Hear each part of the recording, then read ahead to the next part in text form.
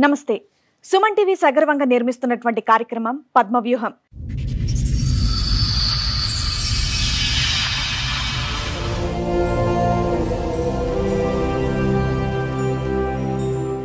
మరి ఈ కార్యక్రమాన్ని సమర్పిస్తున్నారు 6JVR జమలాపురం వారి రత్నాంజలి. మీ అదృష్టాన్ని మార్చుకోవడం ఇప్పుడు కల కాదు, 6JVR తో సాధ్యం. మ్యారేజ్ చేసేది మేడం, పెద్దలు చేసిన పెళ్లి. ఇక తను పెళ్లి చేసుకుంటాను, నాతో ఉండడం లేదు. ఏంటంటే అతను ఏం చేస్తున్నా అంటే మేడం, చెల్లెని మ్యారేజ్ చేసుకున్నప్పటి నుంచి టార్చర్ పెడుతుండు. చెల్లె చెప్పట్లేదు.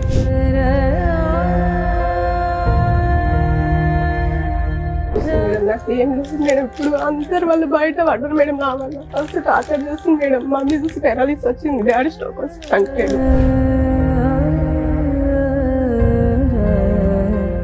నువ్వు అంటే నాకు ఇష్టం లేదు, మా మమ్మీ నచ్చినందుకు నేను తీసుకున్నా. కట్నం గురించి నాకు ఆల్రెడీ ఇంకో అమ్మాయి ఉంది అని చెప్పింది మేడం. అమ్మ మంచుకున్నప్పుడు మేడం అమ్మ దగ్గర మాయ మాటలు చెప్పి 5 లక్షలు తీసుకుండు. నేను అడగంగా నాకు 1,20,000 రాసి ఇచ్చింది మేడం. ఇప్పుడు అమ్మ మాట్లాడలేని పరిస్థితి. అమ్మ మీరు దగ్గర ఒక 500 మందిని పిలిచి భోజనాలు పెట్టారు, కనీసం మీ ఏరియాలో పెద్ద మనుషులు గాని వీళ్ళు గాని వచ్చి ఎవడ అడగలేదా? మాయం ఏం జరగాలి మేడం? ఏంటంటే మా పరిస్థితి ఏంటంటే మేడం, మా మమ్మీ చూసి అట్లా మా మమ్మీని చూసుకోవాలి మేము. నేనేమో ఆటో నడుపుతా మేడం, కిరాయి ఆటో నడుపుతా. చూసుకుంటాను మేడం. ఇప్పుడు ఒక్క అమ్మ తీసుకుని ఉన్న డబ్బు అంతా ఆయనకి ఇచ్చిరు. ఆ డబ్బు ఇస్తలేడు, ఇక్కడ నాకేం న్యాయం చేస్తలే మేడం. నాకు విడాకులు అని తెలియజేస్తుంది.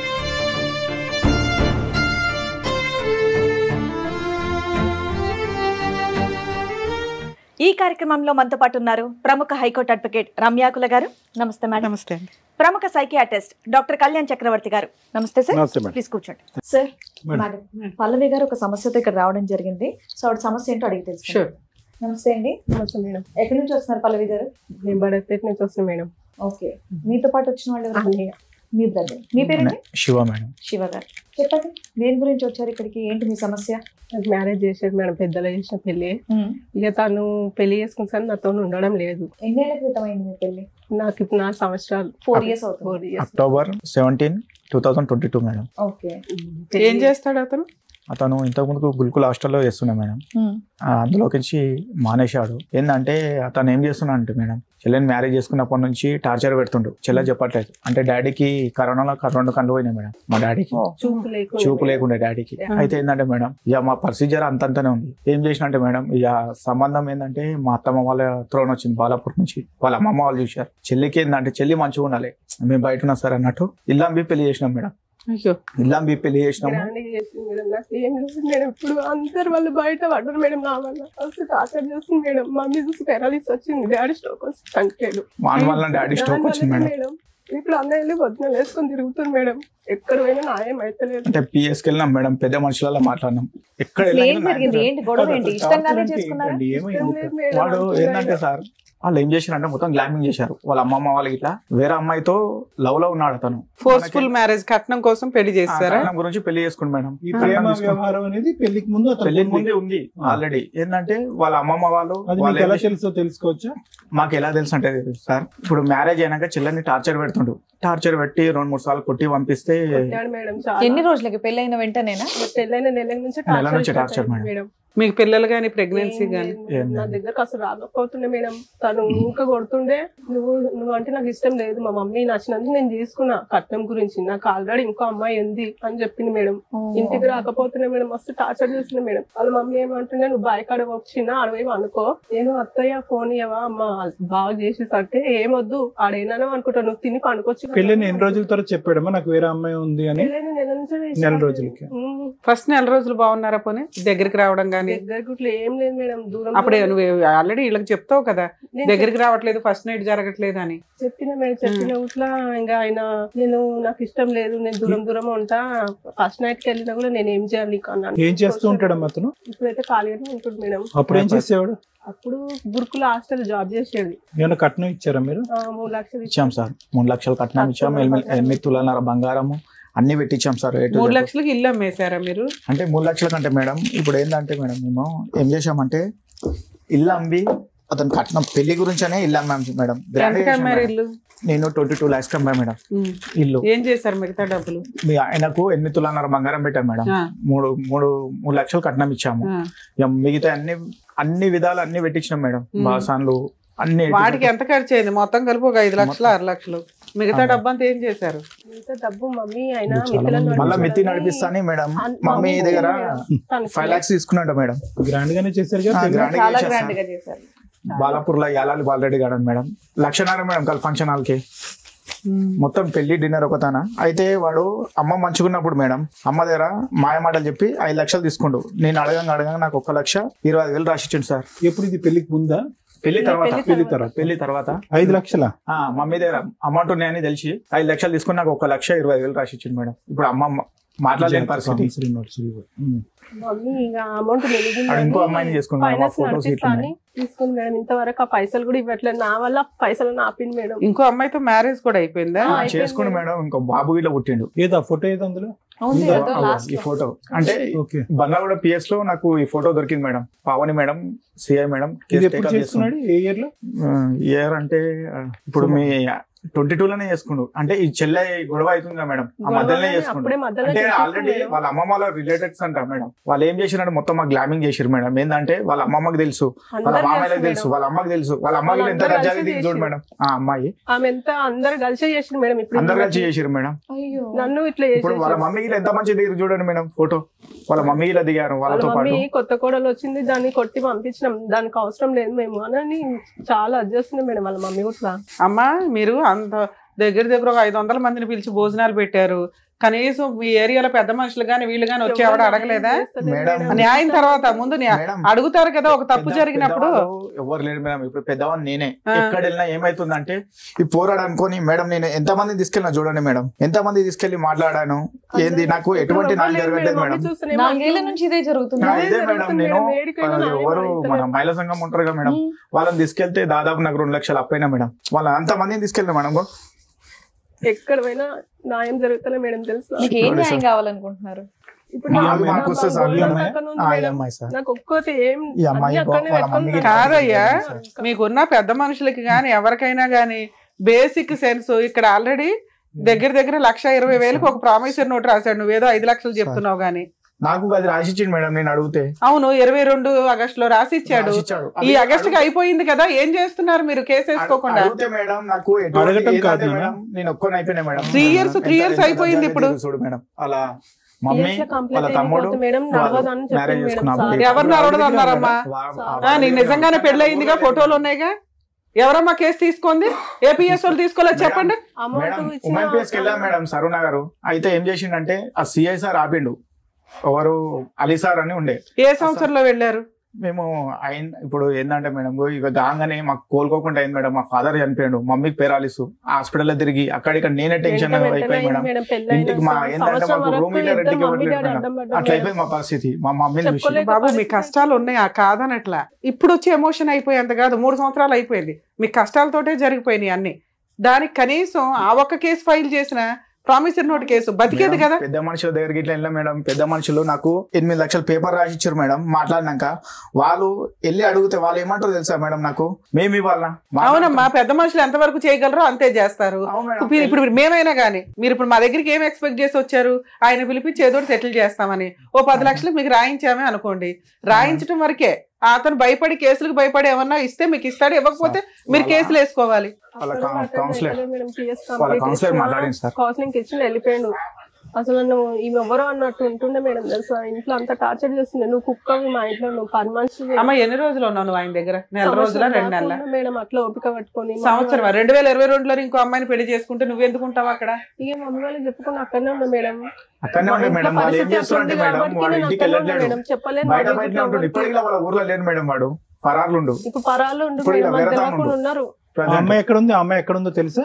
అమ్మాయి కానీ ఆ ఫోటోలో ఉన్న కుటుంబ సభ్యులందరూ వాళ్ళు ఎవరైనా వేరే బోట్స్ ఉన్నాయి వాళ్ళకి తెలియదు. పాడి షరీఫ్ సైడ్ ఉంటారంట సార్.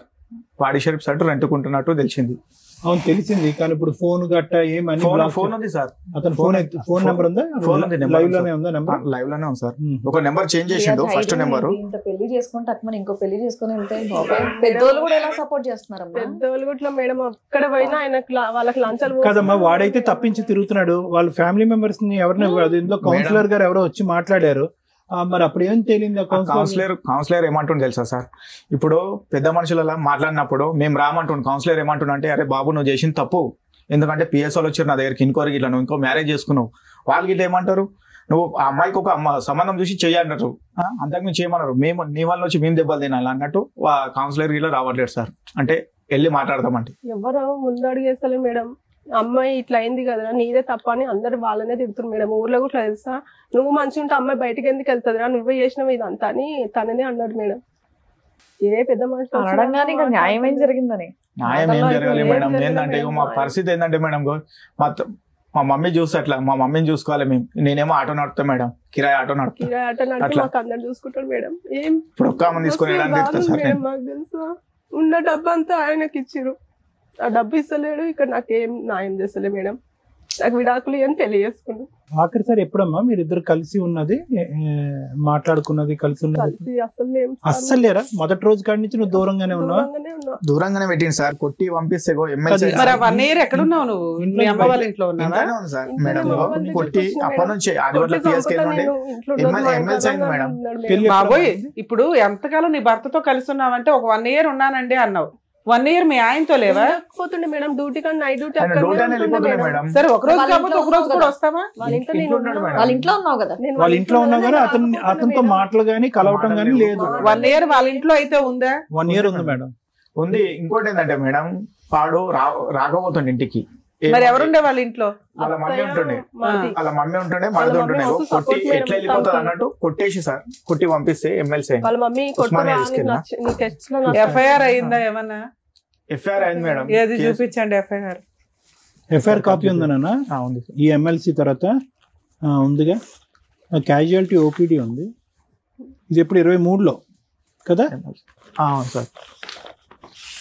ఈ ఫ్యామిలీ కౌన్సిలింగ్ వచ్చాడన్నా? ఈ సార్ అతను ఏం చేస్తుండంటే, మేము వెళ్ళినప్పుడు రావట్లేడు, ఆ సిఎస్ఆర్తో కాంటాక్ట్ చేసుకుండు. మేము ఈరోజు వెళ్ళి కూర్చున్నాము, నెక్స్ట్ డే కూర్చున్నాం, ఆ రోజు రావట్లేడు, సార్ ఇన్ఫర్మేషన్ ఇస్తుండు. మళ్ళీ నెక్స్ట్ డే ఏం చేస్తుండంటే, నెక్స్ట్ డే మేము పోయిన రోజు వస్తుండు, సార్ ఏమంటుండు, వచ్చి నాతో కలిసి వెళ్ళిపోయాడు అంటుండు. అది ఏందో అర్థం కావట్లేదు మేడం. మీరు ఇంకే లాయర్ చేత ఏ కేసులు వేయలేదు, డొమెస్టిక్ వైలెన్స్ కానీ మెయింటెనెన్స్ కానీ? అదెందుకు బాబు, ఇప్పుడన్నా వేయాలి కదా మేడం? మాకేం తెలియదు మేడం, ఇప్పటి వరకు మేము పిఎస్ బాబు ఇక్కడ ఒక టీవీ షో ఉందని తెలిసింది, ఎంత దూరం మీ అమ్మగారు పెరాలసిస్ అని తెలిసిన ఆటోలో పెట్టుకుని తీసుకొచ్చారు, ఏ సింపతి గెయిన్ చేద్దామనో నాకు అర్థం కాల. దానికి ఒక పద్ధతి ఉంటది కదమ్మా. ఇప్పుడు ఆవిడ వచ్చి ఏం చేస్తారు, మీ వైఫ్ వచ్చారు, ఆవిడ వాళ్ళిద్దరు ఇంటి దగ్గర ఉండొచ్చు, మీరు ఏం అడగాలనుకుంటున్నారు అనేది ఇక్కడికి వచ్చి మాట్లాడొచ్చు. అందరి దగ్గరికి పేపర్లు ఇవి అవి వేసుకుని వెళ్తున్నారే తప్ప రిజల్ట్ ఏంటి అనేది ఒక స్టేజ్ లో, రెండో స్టేజ్ లో అర్థమైపోవాలి కదా. 3 years 4 years ఈ రోజులో తెలియకపోవడం ఏంటి సార్? లా అనేది యూట్యూబ్ చూస్తున్నా తెలుస్తుంది, తెలియకేం కాదు, వీళ్ళకి ఊరికే అయిపోవాలి నిమిషాల్లో. కాదు మేడం, ఆల్రెడీ మాకు ఏం చేశారంటే, వాళ్ళు మధ్యలో ఉన్న వాళ్ళు ఏం చేశారంటే మాకు అక్కడనే ఆపారు మేడం. ఇప్పుడు మేము మహిళా సంఘంతో మాట్లాడాం కదా, మహిళా సంఘాలు ఆపారు, ఒక 2 నెలలు ఆపారు, తర్వాత 2 నెలలు ఇదే, తర్వాత పెద్ద మనుషులు ఆపారు, 2 నెలలు ఆపారు, తర్వాత ఇంకో పెద్ద మనుషులు వెళ్ళారు, 2 నెలలు ఆపారు, పోలీస్ స్టేషన్ కి వెళ్ళారు, 3 నెలలు ఆపారు, ఉమెన్ పిఎస్ కి వెళ్ళారు, 2 నెలలు ఆపారు. మేడం మా ఫాదర్ చనిపోయింది మేడం మధ్యలో, మా మమ్మీ. ఆ తర్వాత సంగతి చెప్తున్నా, ఈ 2 years పంచాయతీ చెప్తున్నా. కౌన్సిలర్ వచ్చారు, 2 నెలలు ఆపారు, తర్వాత ఏంటి? అన్ని అయిపోయినాయిగా. ఈ టీవీ షోకి రావడానికి ముందు ఆ క్లైమాక్స్ కి మధ్యలో ఏం చేశారు చెప్పండి? మధ్యలో అంటే మేడం ఈ కోర్టుకే తిరుగుతున్నాం మేడం, జడ్జి మేడం. ఏ కోర్టుకి తిరిగారు? ఏం కేసు? 498 కేసు మీరు తిరగాల్సిన పని లేదు, మీరు అడ్డంగా మోసపోయారు, మాకు అర్థం అవుతుంది. ఆ పెద్ద చేతిలో పడ్డారు. ఆ కుటుంబం అక్కడ అంత సీన్ లేదు, ఇక్కడ మీ దగ్గర అంత సీన్ లేదు. ఏదో ఒకటి జరిగి మీకు 8 లక్షలు ఇవ్వడానికి వాళ్ళ దగ్గర ఏమున్నాయి? వాళ్ళ దగ్గర 8 లక్షలు ఇచ్చే మరి మీ ఏరియాలో పెద్ద మనుషులు 1 ఎకరం మీరే వాడుకోండి అని మిమ్మల్ని అనలేదా? ఏం మాట్లాడుతున్నాయి? మీకెందుకు న్యాయం చేయట్లేదు? ఇంత ఎవిడెన్స్ ఉన్నాయి. మేము ఏంటంటే, మా తప్పు ఏంటంటే మేడం, మేము గైక్నార్లో ఉంటుండే ఫస్ట్, అక్కడ నుండి ఇల్లు ఇక్కడ తీసుకున్నాం, బడంపేటలో తీసుకున్నాం. అట్లా మాకేందంటే అక్కడ పెద్ద మనుషులు ఎవరు తెలియదు మేడం, మాత్రం ఎవరు రావట్లేరు. అది మాకేందంటే అక్కడ లీడర్ ఇట్లా సపోర్ట్ బేసిక్ ఒక లాయర్ని పెట్టుకోవచ్చు. ఎవరికి మీ కేసులు మీరు వేసుకున్న 3 ఏళ్ళకి వాడే కోర్టు చుట్టూ తిరుగుతానికి వస్తాడు, తప్పదు, ఎక్కడికి పారిపోవడం కుదరదు. కోర్టులో కొంచెం లేట్ అవుతుందేమో కానీ న్యాయం జరిగిద్ది, అంతే, జరగాల్సిందే. జరగడానికి ఉన్న ఒకే ఒక్క క్లైమాక్స్ దారి కోర్టు. కనీసం ఫ్రీ సర్వీస్లో అని మొత్తుకుంటున్నాం మేము. దగ్గర 3 years 4 years నుంచే ప్రతి ఎపిసోడ్ లో చెప్తున్నాం, అడ్వకేట్లు పెట్టుకోలేని వాళ్ళే ఇక్కడికి వస్తున్నారు, మాకు అర్థం అవుతుంది. కానీ ఫ్రీ అడ్వకేట్లు గవర్నమెంట్ ప్రొవైడ్ చేసిన లీగల్ సెల్ అథారిటీలు, లోక్ అదాలతులు ఇన్నున్నాయి, ఫలానా అడ్రస్ అని క్లియర్ గా చెప్తుంటే కూడా ఇక్కడైతే దొరికేస్తారు కదా అని వస్తున్నారు. ఓకే, అప్పుడు కూడా మేము ఎక్స్ప్లెయిన్ చేస్తున్నాం, మీరు ఏం పోరాటం చేశారని. ఏమీ చేయలే, బేసిక్ ఒక్క 498 వేశారు. అక్కడ ఏదో అయిపోవాలంటే ముందు అక్కడ ఉండాలి డబ్బు, అక్కడ ఉన్నా వాడు ఇవ్వట్ల, ఆస్తులు ఉన్నాయి ఇవ్వట్ల. అప్పుడు మనం ఏం చేయాలి? ఒక్క డీబీసీ ఎన్ని కేసుల్లో చెప్తున్నాం, ఆ కేసులు వేసుకొని వసూలు చేసుకోవాలి. అడ్వకేట్లు పెట్టుకోలేము. మీరు పోలీస్ స్టేషన్కి వెళ్ళినప్పుడే నెక్స్ట్ స్టెప్ చెప్తారు. బేసిక్ ఇవి తెలుసుకోవాలి కదా, మీ హక్కులు మీకు తెలియకపోతే ఎట్లా? ఇక్కడ మీ మీద కోపం కాదు, అరే ఎంత అన్యాయం జరిగినా వీళ్ళకి పోరాటం రాలేదేంటా అని. ఎవరో పోరాడాలా మీకోసం, ఇక్కడ మేము దొరికాం వచ్చేసారు అయిపోయాయి, పెద్ద మనుషులు దొరికారు అయిపోయాయి. ఎవరికన్నా ఏం అవసరం అంతంత టైం స్పెండ్ చేయడానికి? మీ కష్టం కోసం మీరే అరే కొంతకాలం మేము పోరాడాలి, మనకు ఒక లా రూల్స్ రెగ్యులేషన్స్ ఉన్నాయని మీరు అనుకోకపోతే ఎట్లా? వింటే మాకు బాధ చేస్తుంది. మేము ఇప్పుడే చేసేస్తామని మాటలు ఇస్తామని అనుకోకండి.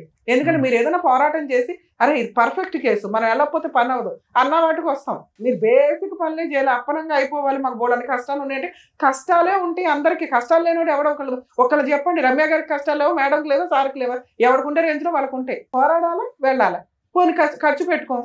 ఫ్రీ అడ్వకేట్లు ఉన్నారని ఎన్ని చోట్ల చెప్తున్నాం, పోనీ ఇప్పుడు కూడా చెప్తా, అలా అన్నా ప్రయత్నించండి. ఇంకేమైనా ఉందా శివ చెప్పడానికి? ఏం లేదు సార్, అదే ఉంది సార్. ఏం కోరుకుంటున్నారు? మాది ఏం లేదు సార్, మా పెట్టినే ఇచ్చేస్తే సరిపోతుంది. ఎందుకంటే ఆమెకి ఒక చూసి ఇవ్వాలి కదా సార్. మాకేందంటే ఇప్పుడు ఇంట్లో ఇప్పుడు మేము రెంట్కుంటా సార్. నేను ఏంటంటే ఇప్పుడు మా వైఫ్ బాధలు అన్ని అర్థమైంది, ఇప్పుడు కష్టాలు బాధలు అన్ని అర్థమైంది. ఆర్థికంగా మోసపోయారు, మానసికంగా చితికిపోయారు, చాలా దారుణాతి దారుణం. Clear cut. ఇప్పుడు వాడిని ఇప్పుడు మేడం అనేది ఏంటంటే, మీరు ఆ పద్ధతిలో వెళ్ళకపోతే ఎంత టైం గ్యాప్ వస్తుందో మీ కేసు అంత పలచబడిపోతుంది. ప్రామిస్ ఉన్నట్టు దొరకడం మామూలు విషయం కదా సార్. పర్ఫెక్ట్ రాశాడు, ఒకే హ్యాండ్ రైటింగ్, తీసుకెళ్ళి అలా కోర్టులో ఇన్ టైమ్ లో కనీసం మీరు జులైలో వచ్చినా దాన్ని బతికిచ్చేదాన్ని. ఇప్పుడు ఎంత టైం ల్యాప్స్ అయిపోయింది సార్? ఎప్పుడు August 12th ఏదో రాశారు. 3 years అయిపోయింది August 12th 2025. With in 3 years madam. అవును సార్. ఇప్పుడు అది పట్టుకుని తిరుగుతున్నారు అంటే అది ల్యాప్స్ అయిందని మీకు తెలుసా? అది టైం ల్యాప్స్ అయిందని, దానికి 3 సంవత్సరాల వ్యాలిడిటీ ఉంటుందని తెలుసా మీకు? అది కూడా తెలియదు. వీళ్ళకి అన్ని తెలుసు సార్. అడ్వకేట్ పెట్టుకోలేక ఏ అడ్వకేట్ దగ్గరికి వెళ్ళాలా వీళ్ళని. అంటే ఏంటి ఖర్చు అవుతుందని? అడ్వకేట్ ద్వారా ఖర్చు అవుతుంది.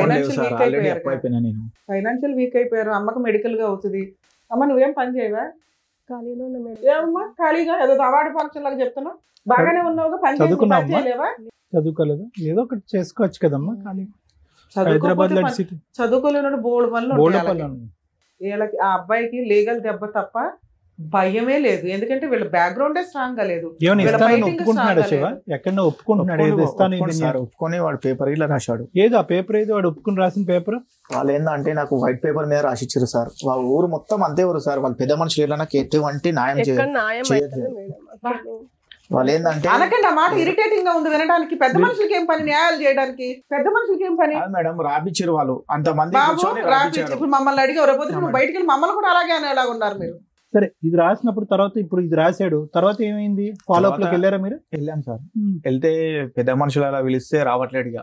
అంటే అక్కడ నుంచి ఇక ఇల్లు కాల్ చేసేసి వేరే సైడ్ రెంటుకున్నాను. సార్ మీరు చెప్పిన ప్రతి మాట నిజం, మేము నమ్ముతున్నాం, మాకు తెలుస్తుంది. కానీ పెద్ద మనుషుల దగ్గరికి వెళ్ళాం న్యాయం జరగలేదు, టీవీ షోకి వెళ్ళాం న్యాయం జరగలేదు, పోలీస్ స్టేషన్కి వెళ్ళాం న్యాయం జరగలేదు. టైం ప్రకారం జరుగుతాయి, పర్ఫెక్ట్ వేలో వెళ్తే జరుగుతాయి. పిచ్చి వేలోనే ట్రై చేసేసారు మేడం. పిఎస్ నుంచి కానిస్టేబుల్ ఇచ్చి పంపించారు మేడం. ఇంటికి ఇట్లా లాక్కుంది, ఫోటో ఇలా తీసుకొని వచ్చాం మేడం. అంతకంటే పోలీసులు ఏం చేస్తారు మీకంటే? దాన్ని బట్టి పోలీసులు మాక్సిమం చేశారు. మీది జిడ్డు కేసు కింద లెక్క. జిడ్డు కేసుకి మీరు ఫస్ట్ చేయాల్సిన పని ఏంటో తెలుసా? రియలైజ్ అవ్వాలి, ఓహో మనం మోసపోయాం. ఈ రోజున సైబర్ క్రైమ్ లో ఉత్తిని మోసపోతున్నారు జనాలు. ఆ మోసాల్లో మనం ఒకళ్ళం. ఓకే, ఒక ఆడపిల్ల సొమ్ము తిన్నవాడు ఎవడో బాగుపడ్డు, అందులోనే ఆడపిల్లని మోసం చేశాడు. దీనికి మనం స్ట్రాంగ్ అవ్వాలి అంటే మనకున్న కష్టాలకి ఆల్రెడీ మీ అమ్మగారు పెరాలసిస్, ఆవిడ మెడికల్ అవుతాయి, మీ భార్యాభర్తలు పోషించుకోవడానికే సరిపోతుంది. ఈ అమ్మగారికి తిండి పెట్టుడే ఎక్కువ నా దృష్టిలో అయితే. ఎందుకంటే నేనేమి చెయ్యను మేడం అనే అమ్మాయిలంటే నాకు చాలా కోపం. కాళ్ళు చేతులు లేనోళ్ళు, కళ్ళు లేనోళ్ళు కూడా ఏదో పని చేసుకుని బతకాల్సిన పొజిషన్లో మనం ఉన్నాం ఈ సమాజంలో. ఎందుకంటే 1,00,000 రూపాయలు వచ్చినా చాలా, వాళ్ళ రేంజ్లో వాళ్ళకి ఆ ఖర్చులు ఉంటాయి. నువ్వు ఒక్కడివే ఆటో తోలుతూ ఇంతమందిని పోషిస్తున్నావంటే, అరే నేను ఏదో ఒకటి చేయాలి కదా అన్న కోసం కనీసం అమ్మాయి అనుకోవాలిగా. ఏంటి భేద ఏడుపులు ఏడుస్తున్నారు? ఆ అమ్మాయిని బయటకు పంపించి మీరు ఉద్యోగం చేయించలేకపోయారు, పని చేయించలేకపోయారు. ఏంటి మీ పౌరుషం అంటే? నాకు దానికి రీజన్ చెప్పండి. మేము సర్వీస్ చేయాలా లేదా ఆలోచిస్తాం. ఆ పేపర్ పనికి వస్తుంది, నన్ను లీగల్ గా అదేం పనికిరాని పేపర్. అంటే మమ్మీ డాడీ ఉన్నప్పుడు ఇట్లా ఏమో ఇక్కడ పంపించలేదు మేడం. ఇప్పుడు ఏంటంటే ఇప్పుడు ఈ పరిస్థితులు ఉంటే ఏమన్నా నిందలు వేస్తారు అన్నట్టు. ఏమి నిందలు వేస్తారు సార్? ఏ సమాజంలో ఉన్నారు మీరు? ఏ సమాజంలో ఉన్నారు? ఆడపిల్ల బయటికి వెళ్ళి జాబ్ చేస్తే నిందలు వేస్తారా? క్యారెక్టర్ ఎప్పుడు జనాలు అబ్జర్వ్ చేస్తూనే ఉంటారు. ఎవరి పని ఆడు చేసుకెళ్తుంటే కుక్కల మరుగే వాటి గురించి పట్టించుకోవసరలా. ఒకటి, ఏ అమ్మాయి అన్నా కరెక్ట్గా ఉంటే మరీ పొడిసి అంత హీనమైన సమాజంలో ఎవరు లేవు. అలా అయితే ఎన్ని సంవత్సరాలు దాచుకుంటాం? 6 లక్షలు 8 లక్షల కోసం ఎన్ని సంవత్సరాలు దాచుకుంటాం? సరే 8 లక్షలు వస్తే ఏం చేస్తావు? 8 లక్షలతో ఆవిడ సరిపోతే జీవితకాలం బతికేయడానికి? మళ్ళీ ఇంకోటి ఏమన్నా తీసుకొచ్చి అంటగడతారు. ఇంతేగా. ఆ అమ్మాయికి ఒక కుటుంబం కావాలో, భర్త కావాలో, పిల్లలు కావాలి. ఇంతేగా మీ దృష్టిలో? అది నాకు నచ్చదు. మీ కేసు నేను ఎందుకు ఎమోషన్ రీచ్ అవ్వట్లేదంటే, అరే వీళ్ళకి ఎన్ని కష్టాలు ఉన్నాయి, మారాలనే అనుకోవట్లా. ఛాన్స్ ఉంది, స్టామినా ఉంది. ఈ మ్యారేజ్ ఏంటంటే మొదటి రోజు నుంచి ఇది 1 వే ట్రాఫిక్. ఏదైతే కనుక అనాలిసిస్ ఆర్ ఇన్వెస్టిగేషన్ పెళ్లికి ముందు జరగాలో అది బహుశా ఏంటంటే అంత క్లోజ్డ్ సీక్రెట్ ఏమీ కాదు. ఆ వ్యక్తి ఏంటి, వ్యక్తిత్వం ఏంటి, ఇంత బహిరంగంగా ఒక అమ్మాయితో ఫోటోలు తీసుకున్నటువంటి వాడు ఆ ఊరు వాడు ఆ చుట్టుపక్కల ఇరుగు పొరుగులు ఏమన్నా లవ్ స్టోరీ నడిచిందంటే కనుక ఖచ్చితంగా చెప్తారు. ఎంత బహిరంగంగా ఉందో చూడండి. అది ఫోటోలు కానీ ఇవి కానీ ఆ పెళ్లి కానీ చాలా ఆడావిడంతా మామూలుగానే ఉంది. కుటుంబ సమేతంగా అమ్మాయిని దగ్గరుండి పెళ్లి చేశారు. అంతా చాలా కథ నడిచింది. ఇటొచ్చి ఏంటంటే కనుక వాడిని ఊరికనే ఒక మగాడిని అలా వదిలిపోయకూడదు, వాడిని మార్కెట్లో పెట్టాలి, మార్కెట్లో పెట్టి వాడు ఎంఆర్పి ఎంతో కనుక్కోవాలి. సో ఆ ఎంఆర్పి ప్రకారం మీరు 3 లక్షలు ఇచ్చారు, ఘనంగా పెళ్లి చేశారు, ఒక ఇంటోడు అయ్యాడు. వాడు ఏమనుకున్నాడంటే వచ్చిన కాడి నుంచి మిమ్మల్ని తోలుబొమ్మలు అట్లాగా ఇంట్లో ఒక మనిషిలాగా పెట్టి ఉద్యోగం సద్యోగం అనుకుంటూ ఊరు వాడ తిరుగుతూ వేరే సెటప్ పెట్టుకుని అక్కడ కాపురం చేశాడు. ఆ 1 ఇయర్ పాటు కేవలం వాడు 1 ఇయర్ పాటు చేసింది ఏంటంటే కేవలం నీకేంటంటే ఇమోషనల్ గా విరిగిపోయేటట్టు చేశాడు.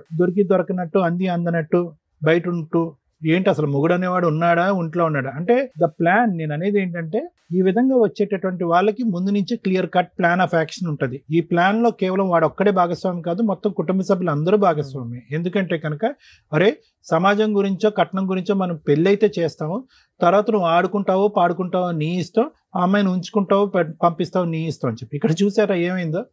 కొట్టడం అనేటటువంటిది ఒకసారి జరిగింది, కానీ ఇమోషనల్ గా మాత్రం సఫికేట్ చేశారు. నేను ఇమోషనల్ గా సఫికేట్ చేయటం అంటే కనుక ఏమవుతుందో అక్కడ నీకు తెలియదు, గందరగోళం. పెళ్ళైన కాడి నుంచి ఫస్ట్ నిన్ను నువ్వు పూర్తి స్థాయిలో అర్థం చేసుకుని నిన్ను పూర్తి స్థాయిలో అతనికి ఇంట్రడ్యూస్ చేసుకునే లోపలే నీకు వేరే అమ్మాయి నా జీవితంలో ఉందని ఇంట్రడ్యూస్ చేశాడు.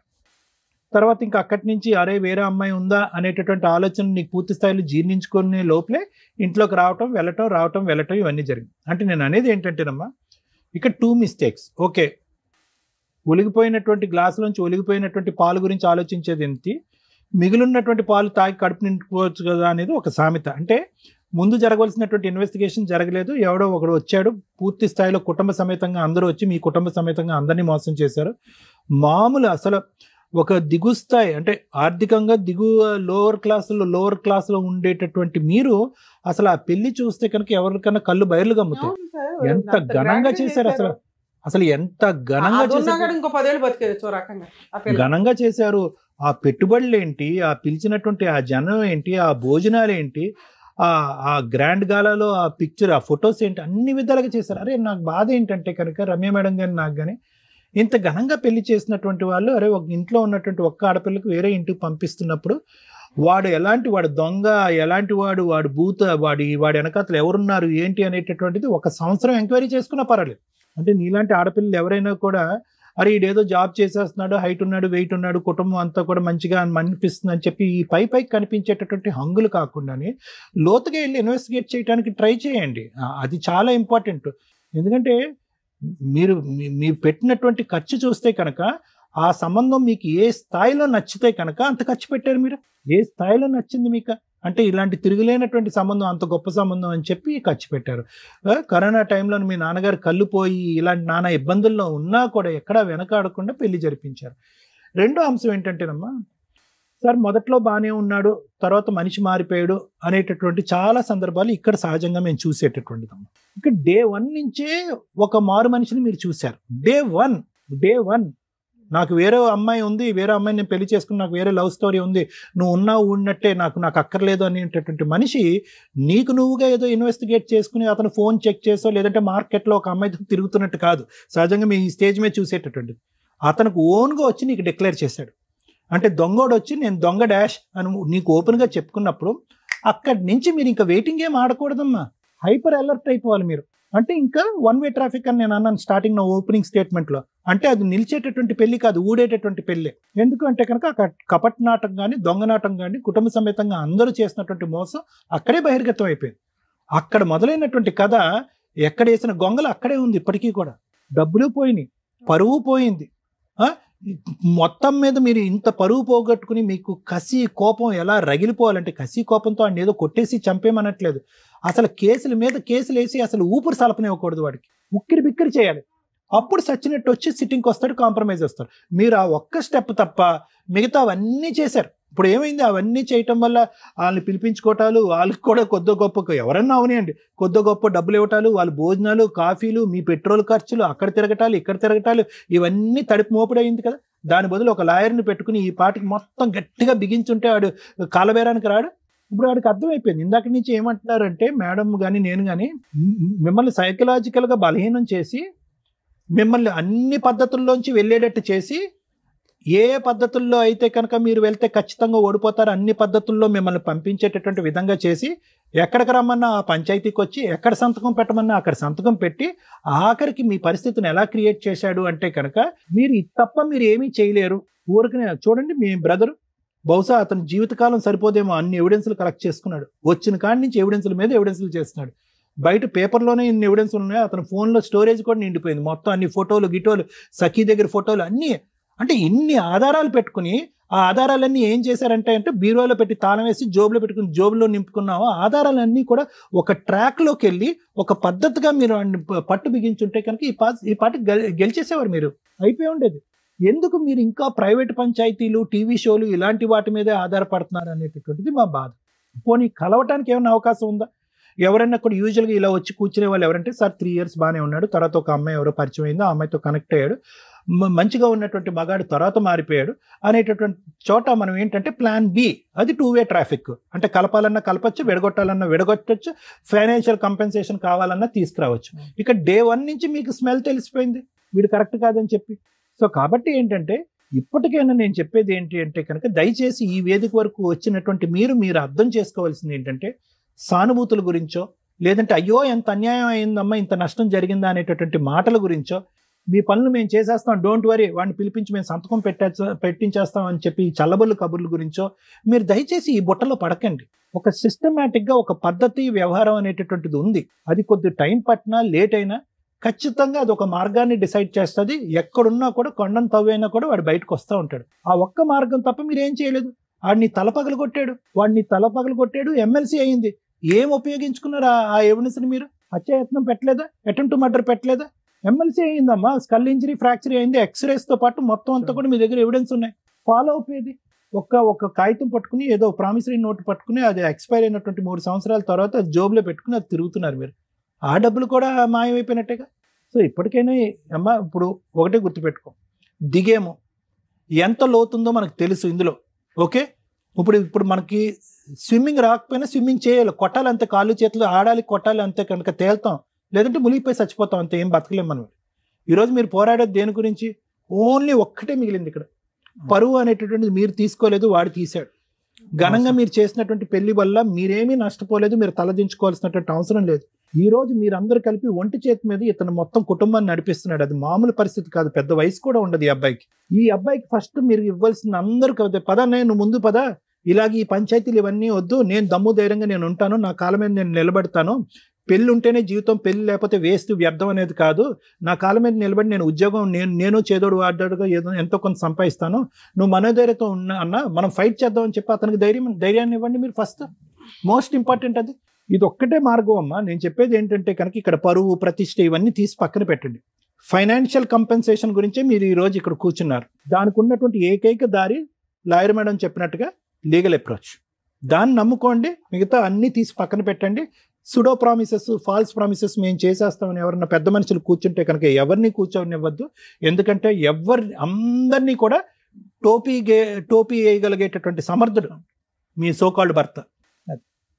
Thank you sir. మీ ఇంట్లో ఎవరెవరు ఉంటారు సార్? నేను, మా వైఫ్ మేడం, మమ్మీ, సిస్టర్. మీకు ఎంతమంది పిల్లలు? పిల్లలు లేరు మేడం. 5 years అవుతుంది మ్యారేజ్. మీ వైఫ్ ఏమైనా జాబ్ చేస్తారా? బ్యూటిషియన్ చేస్తుంది. ఆవిడ చేయొచ్చా జాబ్? బ్యూటిషియన్ చేస్తుంది మేడం. అదే ఆ పని చేయొచ్చు కానీ మీ సిస్టర్ చేయకూడదు అని అంటున్నా. మీ సిస్టర్ చేయకూడదు? అట్లా ఏం లేదు మేడం. కాకుండా అంటే ఇప్పుడు ఎంత అయ్యింది సార్, మీ వైఫ్ బ్యూటిషియన్ వర్క్ చేస్తుందంటే ఆ సరౌండింగ్స్ లోనే ఆవిడ అండర్లోనో ఆవిడ పక్కనో తను చేసే చోట మీ సిస్టర్ ని కూడా పంపించవచ్చు. అంటే 1 month. ఎందుకంటే ఒక కన్న తల్లి లాగా రక్షణగా మీ వైఫ్ ఉంది. నిజంగా అమ్మాయిని అప్రిషియేట్ చేయాలి సార్. పెరాలసిస్ అత్తగారు, భర్త వదిలేసిన పాప మా అమ్మాయి తప్పేమీ లేదు. అయినా కూడా ఇలా ఒక ఆడపడుచుని ఎంటర్టైన్ చేస్తూ మీ ఇద్దరు కష్టార్జితంతో నలుగురిని పోషించుకుంటూ వెళ్తున్నారు చూసారా. మీకు ఓకే బ్రదర్గా మీకు ఓకే, మంచి బ్రదర్. ఈ మధ్య బ్రదర్స్ అంత ఎమోషన్ కనిపించట్లే. మీ వైఫ్కి హ్యాట్స్ ఆఫ్ చెప్పాలి. ఎవరు సార్ ఈ రోజుల్లో ఏ వదినండి బాబు ఎట్ట కూర్చోబెట్టి వంట ఇప్పుడు చేయగలిగితే ఇంట్లో ఏమైనా శుభ్రం చేసి వంట చేస్తుందేమో. అంతకు మించి ఇది అస్సలు నాకు నచ్చలేదు సార్. ప్లీజ్ నా రిక్వెస్ట్, మీ వైఫ్తోనే పంపిస్తారు. ఆడపిల్ల సంపాదించాలి, అవసరం వచ్చిన రోజు. ఆ అమ్మాయికి అవసరం వచ్చింది, 3 ఏళ్ళు కూర్చోబెట్టేశారు. సంపాదించి కాపురాలు నాశనం చేసుకోమని నేను చెప్పట్లా. ఎందుకు చదివించారు? ఇంటికి సంబంధించి అన్ని బాధ్యతలు టాలెంట్గా చేసుకొని వెళ్తుందని. అవసరం వచ్చిన రోజు ఫైనాన్షియల్ సపోర్ట్, తనని తాను పోషించుకోగలిగిద్దని. ఈరోజు తనని తాను పోషించుకునే పొజిషన్లో లేదు. మీ వైఫ్ కరెక్ట్గా లేకపోతే ఏడబోయేది? మీరు గుండెలు బాదుకొని కూడా అరే మా అమ్మకి మా చెల్లికి నేను ఏదైనా చేద్దాం అనుకున్నా చేయలేకపోతున్నానని చేతులు కట్టుకోవాలి. లేదా మీ వైఫ్ని వదిలేసి ఇక్కడికి రావాలి. మీకు జీవితం ఉండదుగా అప్పుడు. అవునా? అందుకు మీ వైఫ్ని నేను అప్రిషియేట్ చేశాను. మీ ముగ్గురు జీవితాల్లో మీ వైఫ్ మీద ఆధారపడం. ఇక్కడికి కూడా వేస్ట్ అయినబ్బా రావడం అని అనుకోకండి. ఎందుకంటే ఇప్పటిదాకా మీ చిప్లో ఏం చేయాలనే దానికి ఫాస్ట్గా అయిపోవాలి, ఫాస్ట్ ఫార్వర్డ్లు అయిపోవాలి, పెద్ద మనుషుల దగ్గరికి వెళ్తే అయిపోద్ది, పోలీస్ స్టేషన్, ఇవన్నీ చేశారు చూసారా. ఎవరికైనా నేను అదే చెప్తాను సార్, కోర్టు వద్దు. చచ్చిపోతున్నారు కోర్టులో జడ్జెస్. పొద్దుట కూర్చుంటే అర్ధరాత్రులు కూడా వర్క్ చేస్తున్నారు. ఇంకా అడ్వకేట్ల కన్నా బ్రీతింగ్ టైం ఉంటుందేమో. మీకు మీ ఒక్కటే కేసు, ఆ డిస్ట్రిక్ట్లో ఉన్న కేసులన్నీ పాపం వాళ్ళకే ఉంటాయి. జడ్జి పోస్టుల కంటే దారుణమైన పోస్టు ఇంకేమీ లేదా అన్న భయం వేస్తుంది. ఎందుకంటే పాపం మొన్న మధ్య డిస్ట్రిక్ట్ కోర్ట్స్కి వెళ్తే కూడా 9 to 10 వరకు కూడా జడ్జిలు వర్క్ చేస్తున్నారు. లేడీ జడ్జెస్ కానీ జెంట్స్ జడ్జెస్ కానీ. అందుకని కోర్టుకి ఫ్యామిలీ కేసులే, మళ్ళీ మిగతా కేసులో కాస్త బ్రీతింగ్ టైం ఉంటుంది. ఈ ఫ్యామిలీ కేసు జడ్జెస్కి నరకం కనిపిస్తుంది ఒక రకంగా. అందరూ మంచోళ్ళే, అందరూ చెడ్డోళ్ళే. ఎవరికి న్యాయం చేయాలి, చట్టం ఏది ఉందో దాని ప్రకారమే వెళ్తూ ఉంటారుగా. కాబట్టి అక్కడ బర్డెన్ పెంచకుండా మీ ఏరియాలో మీ చుట్టాల, మీ పెద్ద మనుషుల, లేకపోతే కుల పెద్దల ఇలా కొంచెం ట్రై చేయగలిగితే 1-6 సిట్టింగ్స్లో సెటిల్మెంట్ అయితే ట్రై చేయండి. అవ్వలా అది జిడ్డు కేసు, లీగల్గా వెళ్ళాల్సిందే. అవును బై టైం పడుతుంది, 3 సంవత్సరాలు పడుతుంది. ఖచ్చితంగా 3 to 5 years అని ఫిక్స్ అవ్వండి. న్యాయం కావాలంటే పడుతుంది మరి. ఎందుకంటే మన ఒక్క కేసే కాదు కదా, అందరం అక్కడికే వెళ్తున్నాం. అర్థమవుతుందా? కాస్త నిజాయితీగా చేసే అడ్వకేట్లు ఎవరైనా ఉంటే రీజనబుల్ ఫీజులకు తీసుకొని కూడా చేస్తారు. మీకు అది తెలియలే. ఎక్కడికి వెళ్తే ఎలాంటి న్యాయం జరిగిద్దో మీకు తెలియకపోవడం అనేది ఇప్పటిదాకా జరిగింది. ఈరోజు అది తెలియచేస్తాం. మీరు కరెక్ట్ డెసిషన్ తీసుకోవడానికి, ఆలోచన విధానం మార్చుకోవడానికి ఈ స్టేజ్ మీకు పర్ఫెక్ట్గా ఉపయోగపడుతుందని నా ఉద్దేశం. గ్రాండ్గా పెళ్ళిళ్ళు చేస్తున్నారా? ఆడపిల్ల పెళ్ళి 1000 మందికి పెట్టామండి. 5 లక్షలు పెట్టి వీడియోగ్రాఫర్, ఫోటోగ్రాఫర్ని పెట్టామండి. 10 లక్షలు పెళ్ళికే భోజనాలకే అయినాయి. సామాన్ ఇచ్చి పంపించాం. ఇవన్నీ గోడకేసిన సున్నం. మీ రేంజ్ ఎంతో అంతే పెట్టండి. జీవితంలో ఒక్కసారే కదా పెళ్ళి అంటే ఆ పెళ్ళే నిలబడట్లా. మీకు ఫోటోలు వచ్చేసరికి అయిపోతుంది. ఇక్కడ పేరెంటాలు గ్రాండ్గా వచ్చి 1000 మంది తినేళ్ళారు. ఉపయోగం ఏముంది? అవన్నీ అబ్బాయి ఇస్తాడా? అబ్బాయికి ఏం పని? మేడం వాళ్ళ ఆ రేంజ్లో పెట్టమన్నారండి భోజనాలు, అందుకే పెట్టాం. అప్పుడు 50-50 అడగండి. మీకు మీ అమ్మాయి సెలబ్రేషన్స్ గ్రాండ్గా ఉండాలంటే మీ సొంత ఖర్చులతో మీరు పెట్టుకుంటున్నట్టే లెక్క తప్ప మీరు ఎట్టి పరిస్థితుల్లో వాటిని వాళ్ళ దగ్గర నుంచి క్లెయిమ్ చేసుకుందామంటే కుదరదు. వేస్టేజ్ ఆఫ్ ఇది. చట్టం ఏం చెప్తుందో తెలుసా? సాంప్రదాయాలను మీరు సింపుల్గా చేసుకొని రిజిస్టర్ మ్యారేజ్ చేసుకోండి అంటుంది. ఆ పని మనం ఎవడం చేయం. ఓకే, మనకు ముచ్చట సాంప్రదాయాలు అవన్నీ వెళ్తే బాగుంటుంది, బ్లెస్సింగ్స్ అలాగే చేద్దాం సింపుల్గా. మన తాహత ఎంతో అంత. ఇల్లు అమ్మేసి ఆస్తులు అమ్మేసి చేసేది రేపటి రోజున రాకపోతే ఇదిగో చూసారా మానసిక క్షోభ. అవి రావాలని కాదు కదా మనం పెళ్ళిని చేసి నిలబడాలని చేస్తాం. మరి వాటిని ఎట్లా క్లెయిమ్ చేస్తాం?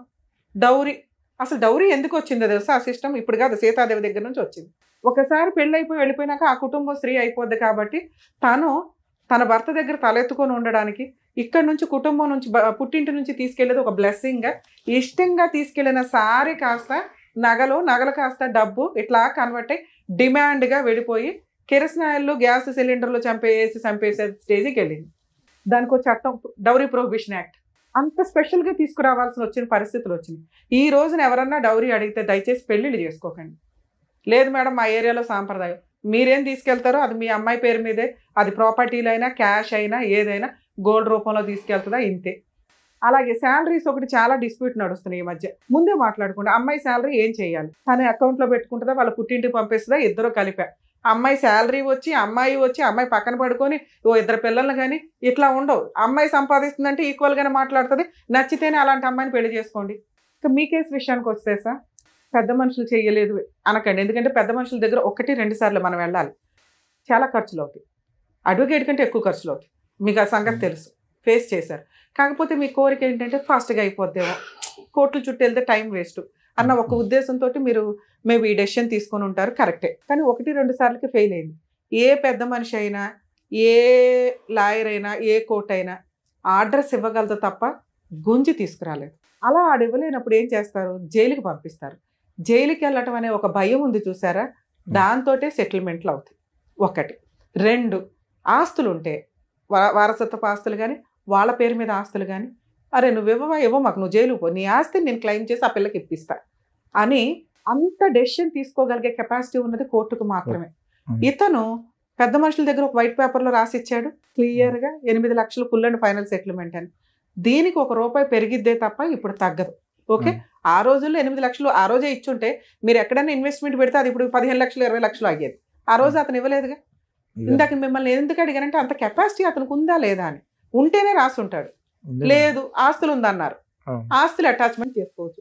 మరి ఇప్పుడు రమ్య గారు మాట్లాడేసి ఏమైనా చేయగలరా అంటే, ఇప్పుడు రమ్య గారు సారు మేము మాట్లాడితే ఎలా ఉంటుందంటే, పొల్లయ్య మాట్లాడాడు, ఎల్లయ్య మాట్లాడాడు, వెంకయ్య మాట్లాడాడు, ఇప్పుడు రమ్య గారు మాట్లాడారు, యూజే ఉంది. కానీ మీ స్టేజ్కి అది సెట్ కాదు. ఇప్పుడు మేము మాట్లాడడం వల్ల ఈ 5 లిస్టులో 6వ వాళ్ళ కింద మేము యాడ్ అవుతాం. మీరు ఆ గోవు ఎట్లా పగలగొట్టాలంటే లీగల్గానే కరెక్టే. మీరు అడ్వకేట్ని పెట్టుకోలేరు. పోలీస్ స్టేషన్ కేసు మీకు చాలా స్ట్రాంగ్గా రాశారు, ఈచ్ సెక్షన్స్ అయిపోయినాయి పర్ఫెక్ట్గా. ఆ అమ్మాయికి కొట్టినవి కానీ ఎమ్మెల్సీ రిపోర్ట్స్ని బేస్ చేసుకొని డౌరీకి సంబంధించి, మెంటల్ ఫిజికల్ హెరాస్మెంట్కి సంబంధించి అన్ని సెక్షన్స్ పెట్టారు. అంటే మీ పోరాటం బాగుందో లేకపోతే మాలాగా వాళ్ళు నమ్మారు, నిజమే కాబట్టి పోలీసులకి తెలుస్తుంది. కానీ ఎంత చేయగలరో అంతే చేయగలరు, మిగతాది మనం చేసుకుంటూ వెళ్ళాలి. పెద్ద మనుషులు వద్దు, ఇంకెవరు వద్దు, అయిపోయింది. వాళ్ళందరూ అలవాటు అయిపోయారు. అతనికి 3 ఏళ్ల నుంచి అతనికి కొమ్ములు కూడా వచ్చేసింది, నన్ను వీళ్ళు ఏమీ చెయ్యలేరు, అరే బాబు మేమేం చేయలేము, చట్ట ప్రకారం జరిగిన రోజుకే న్యాయం జరిగింది. ఈ ఆశలు వదిలేసుకోండి. ఫస్ట్ మీరు నేను చెప్పినట్టు కోర్టులో వేయండి, 2 ఇయర్స్లో వాడు సెటిల్మెంట్కి రాకపోతే అడగండి. అదేంటి మేడం మీరు ఫోన్ చేస్తే అయిపోద్ది కదా అంటే అవ్వదు. ఎందుకంటే ఇదే ఫస్ట్ అనుకోండి, సెకండ్ అనుకోండి మేము మాట్లాడితే అరే బాబు తర్వాత లీగాలిటీ ఉందనే భయం.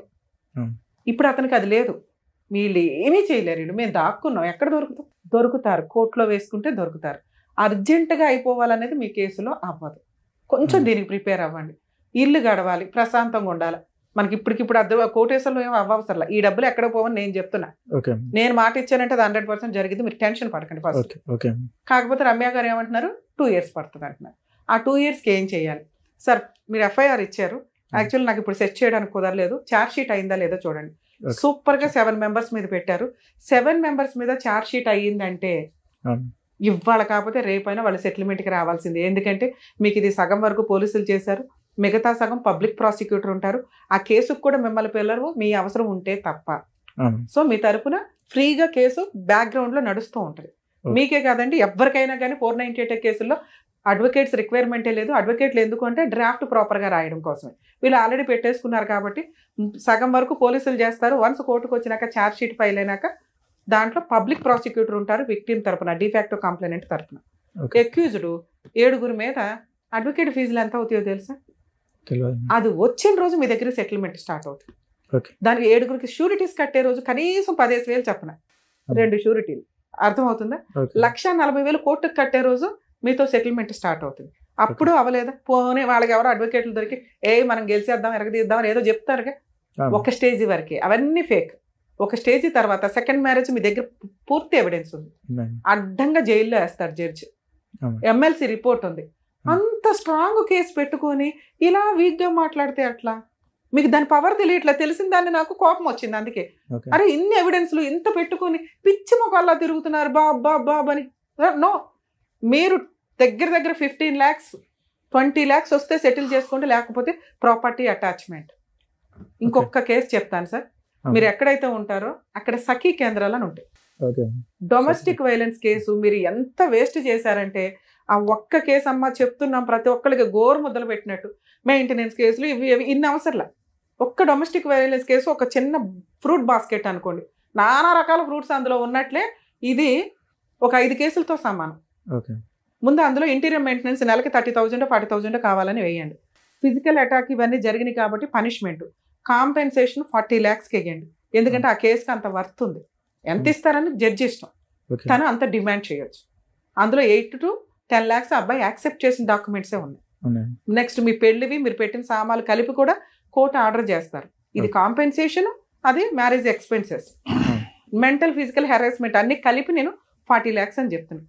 ఇది ఎక్కడ అంటే సఖీ కేంద్రానికి వెళ్ళి మీరు పోలీస్ స్టేషన్లో ఎలా అయితే బిహేవ్ చేస్తారో అక్కడ అలా బిహేవ్ చేస్తే government free legal aid provide చేస్తారు. అక్కడి నుంచి మీకు అడ్వకేట్. ఈ 2 వేసి మీ పని మీరు చేయండి. ఇలా పని చేయాలంటే సొసైటీ ఏమనుకుంటుందో, చుట్టుపక్కల అమ్మాయి ఏ తప్పు చేయలేదు సార్, ఈ రోజు అలాంటి అమ్మాయిలు దొరకట్లా మాకు క్యారెక్టర్ తోటి. ఎవరో ఏదో అంటారు గుచ్చుతారంటే ఎవరి పని అడుగుంది, వాళ్ళ పాపని వాళ్ళే పోతారు. అంత గబ్బును వేసుకుని వాళ్ళు తిరుగుతుంటే మనమేం అనలేంగా, అర్థం అవుతుందా? వాళ్ళు ఏదో అనుకుంటారు, వీళ్ళు ఎవడో చోపడి తిండి పెట్టరుగా. ఆ అమ్మాయిని గౌరవంగా నువ్వు జాబ్కి వెళ్తావు వెళ్ళవా, ఏదో ఒక పని, అసలు నెక్స్ట్ 1st తారీఖు నుంచి నువ్వు వెళ్ళావని చెప్పి నేను వినాలి ఆ మాట. ప్లీజ్ లేడీస్ ఇట్లా ఉండకండి తల్లి, అవసరమే లేదు. అన్ని పర్ఫెక్ట్ ఉన్నారు మీరు, మీ వదిలి చూసి నేర్చుకోండి. ఆ అమ్మాయి కుటుంబం కోసం వెళ్ళింది, ఆ పిల్ల బంగారం ఒక రకంగా. మరి మిమ్మల్ని తిట్టినా పడండి, ఎందుకంటే అంతే మీ కేసు అంతే. మీరు జాబ్కి వెళ్ళండి, మీకు తగ్గ మంచి వ్యక్తి రాసి పెట్టే ఉంటుంది ఎక్కడో అక్కడ. కానీ వీడంతా తేల్చండి ఫస్ట్, ఇది నా కోరిక. ఇక సఖీ కేంద్రం మీరు ఎక్కడ ఉంటారో చెప్తే ఆ అడ్రస్ నేను చెప్తాను. అంటే ఎక్కడికి వస్తుంది? సిటీ సివిల్ బాలాపూర్ పక్కన. అయ్యో బాబు, మీకు సరూర్ నగర్ ఉమెన్ పోలీస్ స్టేషన్కి వెళ్ళి ఉంటారుగా, వాళ్ళని అడిగితే కూడా చెప్తారు సఖీ కేంద్రం. దాంట్లో సఖీ కేంద్రం ఫోటో ఉంది కదయ్యా, సఖీ అని ఫోటో తీసే సఖీ కేంద్రం కనుక్కుంటాను అంటున్నా. ఒకవేళ వెళ్తేనా ఒకసారి ప్లీజ్ వెళ్ళండి. నేను ఇప్పుడు చెప్పినట్టు అక్కడ ఇది 498 ఈ పేపర్స్ మీ దగ్గర ఉన్న ఎవిడెన్స్ అంతా ఒక సెట్ పెట్టుకోండి, అన్ని కేసులకి కావాలి. సో ఆ కేసుతో కూడా మ్యారేజ్ ఫొటోస్, వెడ్డింగ్ కార్డు, అమ్మాయికి సంబంధించింది, ఈ FIR కాపీలు, ఇక్కడే కంప్లైంట్ లో చెప్పారు అవి చెప్తూ ఇందాక నేను చెప్పిన డిమాండ్స్ అడగండి, ఫ్రీ అడ్వకేట్ని అడగండి. 100% ప్రొసీడింగ్స్ ప్రకారం మీకు 100% 15 lakhs అన్న సెటిల్మెంట్ అవుతుంది. ఇప్పుడు నేను చెప్పిన వేలో మీరు ఫైట్ చేస్తే మీ ఫైటింగ్ మీరు చేయండి. ఇన్ కేసు ఒక 1.5 yearకి ఏదన్నా తేడా వస్తుంది, షో నడుస్తూనే ఉంటుంది మీ అందరి కోసం. ఓకేనండి, sir madam thank you so much. మరి ఇంత గ్రాండ్ గా పెళ్లి చేసిన తర్వాత మరి ఇంతలా మోసం చేస్తారనేది నేను నిజంగా చూడడానికి వినడానికి చాలా షాకింగ్ గా ఉంది. అలాంటి వాళ్ళకి ఎలాంటి పనిష్మెంట్ ఇస్తే బాగుంటుంది అండ్ వీళ్ళకి ఎలా న్యాయం జరిగితే బాగుంటుందో చెప్పినందుకు థ్యాంక్ యూ సో మచ్. మరో కథతో మళ్ళీ కలుద్దాం.